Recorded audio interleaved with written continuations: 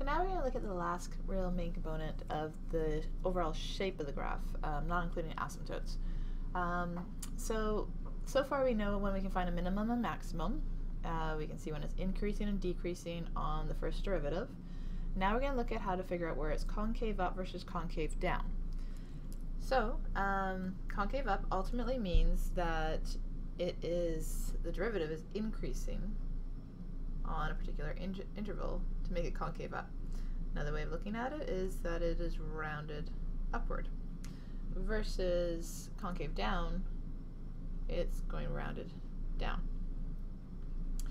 What it means by having the derivative, if we look at the derivative, the tangents of the original function, right now we have a tangent that is negative, going towards 0, going towards a positive.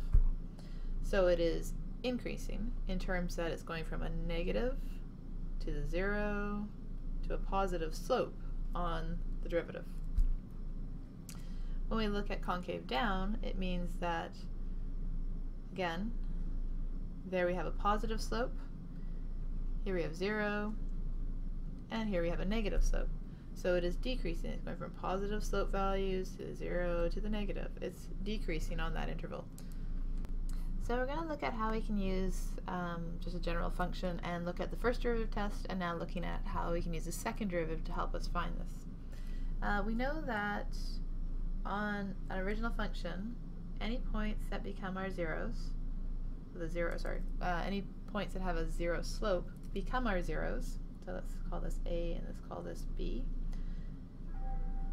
A and B. And we can also look at the slopes here on the original function. Here we have a positive slope. Here we're going to have a negative slopes. Here we're going to have a positive slope. So as a result, we're going to get positive values coming down to A. And at some point here it's going to stay, well, it's going to become negative. And it's going to switch over and connect to B and then come back up. Rough sketch, not too great, but anyways. So what we then have, so if it's going to come down, round it out a little bit. There we go. Okay. So now we have our zeros at A and at B for our first derivative. And we can see that these values here are positive, these values here are negative in terms of our y values. These values here are also negative, and these values here are positive. So we looked at before making a table where you had your function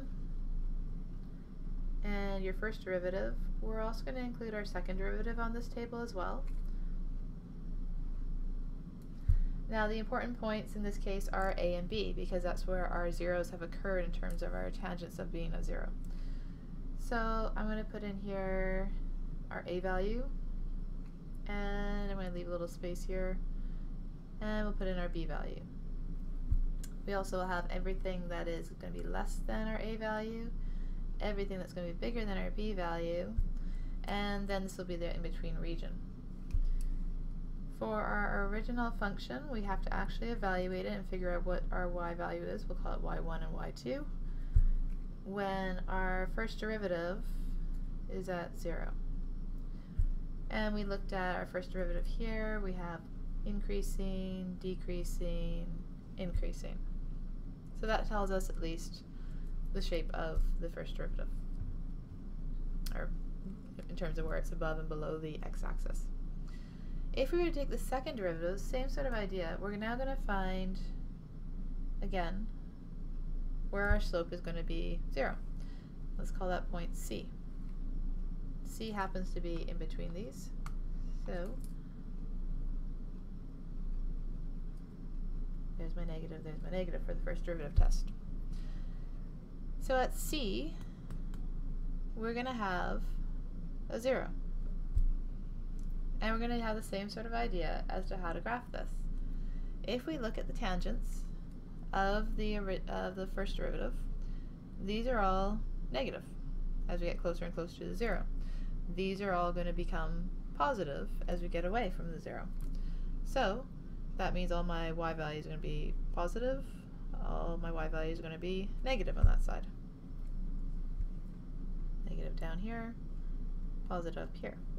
And if you think about it in terms of an algebraic expression, if we were given a cubic, 1, 2, 3, 3 directions, and we take the derivative of it, we're going to get a quadratic, degree 2. If we take the derivative of that, we're then going to get a linear.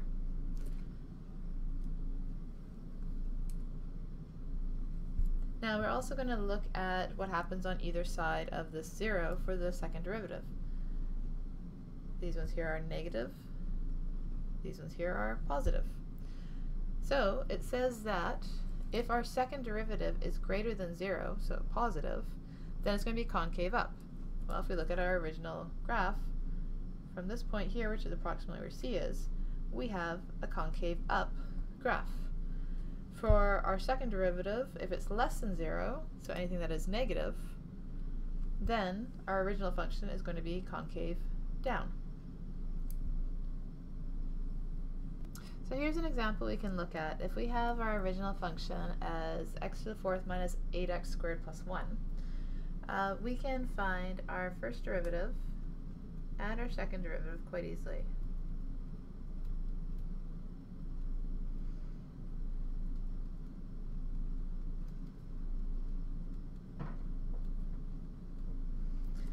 So once we've actually found our first and our second derivative, we need to find a few things to figure out the shape of the graph. So if we look at the first derivative, we need to find the zeros, and if we look at the second derivative, we also need to find the zeros. So for the first derivative, if we isolate, we can take 4x outside, x squared minus 4. We can see that this portion here tells us that x has to equal 0, and that this portion here is x has to equal plus or minus 2. If you wish to, you can write it as this, or you isolate this for equal to 0, and you take the square root and positive and negative square roots. If we look at our second derivative, and again we isolate it a little bit more, clean it up a bit, if we take out a 4, we're left with a 3x squared minus 4. If we look at this portion here, set that equal to 0, x squared is going to equal 4 over 3, and then as a result x is going to equal positive negative root 4 over 3, or you can write it as positive negative 2 over root 3. Either or, it means the same thing. The next thing we have to do is set up our table. Again, we need to look at all three of our functions. So our original function, so we can find the actual points in the graph, the first derivative, so we can find the min-max values, and the second derivative to find the changes, the inflection points, where it changes from being concave up to concave down. And just to speed things up, I'm going to draw this all in for you. So if we look at our table, I've set up all the intervals now based on not only what we found for the first derivative, but also including what we found for the second derivative. So the zeros for the first derivative, there's 3 of them. The zeros for the second derivative, there's 2 of them. And they have corresponding values for each of these values, which is negative 15, this one here is negative 7.8 repeating approximately, positive 7.8 repeating on the other side, 1, and negative 15. Now if we also look at the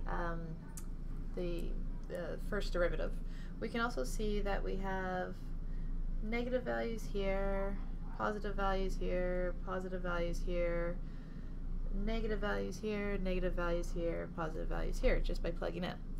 Which makes sense because we're looking at where it's going to have a min or a max. Here it's going to be coming down and then going up, so we're going to have a minimum. Here it's going to be coming up and then going down, so we're going to have a maximum, or a relative. And again, here we're going to go down and then up, so we're going to have a minimum. Now the reason it doesn't change between these ones is because the negative 2 over root 3 is not actually one of the critical points for the first derivative. So the sign shouldn't really change. When we look at the next one, we do the same sort of process. What matters is what's happening around these 2 values. So we could test a whole bunch of values in here for each of these little spots, or we can just test one value.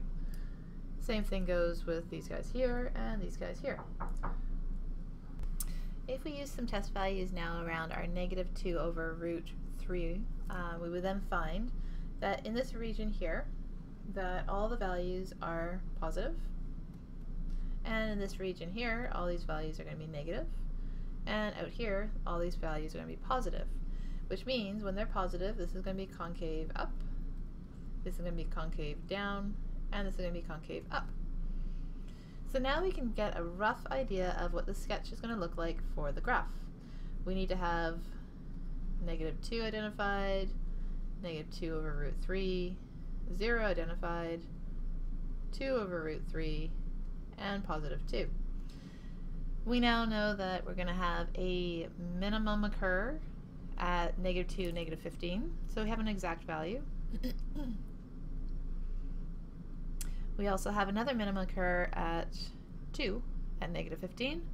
We have a relative maximum, again occurring here at 1. And at -7.8 repeating, we have a point of inflection where it goes from concave up to concave down. So here we will have a point of inflection, and here we'll have a point of inflection. We now know it's going to be concave up, so rounded, and concave down here. And just to make sure everything's going correctly, we can see that it is decreasing, increasing, decreasing, increasing. So we get the traditional W shape of a graph.